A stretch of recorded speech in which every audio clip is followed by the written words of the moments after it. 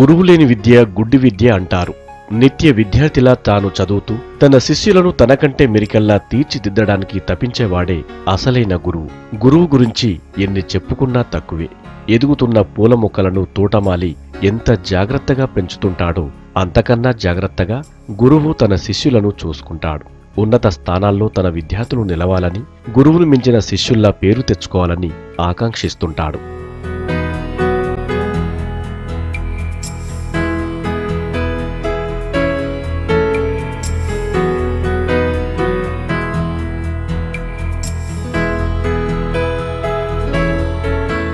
నాటికి నేటికి భారతీయ విద్యా విధానంలో చాలా మార్పులు వచ్చాయి.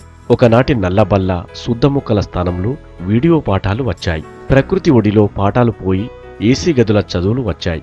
ఎన్ని మారినా దేశంలో గురువు విలువలో మార్పే లేదు. అది మన దేశం విశిష్టత.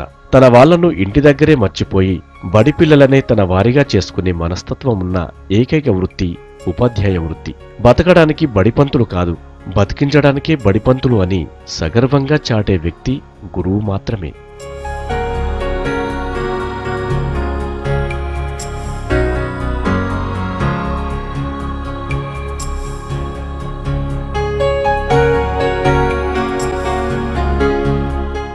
ఆలు దిద్దించడమే కాదు, క్రమశిక్షణ నేర్పిస్తూ విద్యార్థుల్లో మానసిక వికాసానికి తోడ్పడేవాడు ఉపాధ్యాయుడు. అమ్మ పాఠాలు వ్యక్తిగా ఎదగడానికి పనికొస్తే టీచర్ చెప్పే పాఠాలు సామాజికంగా చైతన్యవంతుడు కావడానికి ఉపయోగపడతాయి. అయితే అలాంటి టీచర్ను గుర్తించడంలో నేటి విద్యార్థులు విఫలమవుతున్నారు. విద్యను నేర్పిన గురువులను మర్చిపోయే విద్యార్థులు ఎక్కువ అవుతున్నారు. అయితే కొందరికి ఈ విషయంలో మినహాయింపు ఉంది. సమాజంలో ఉన్నత స్థానం గురువుకిచ్చారు మన పెద్దలు. భిన్న మనస్తత్వాల పిల్లలను అర్థం చేసుకుంటూ వాళ్లలో జాగృతమై ఉన్న శక్తిని తట్టిలేపే ఒకే ఒక వ్యక్తి గురువు.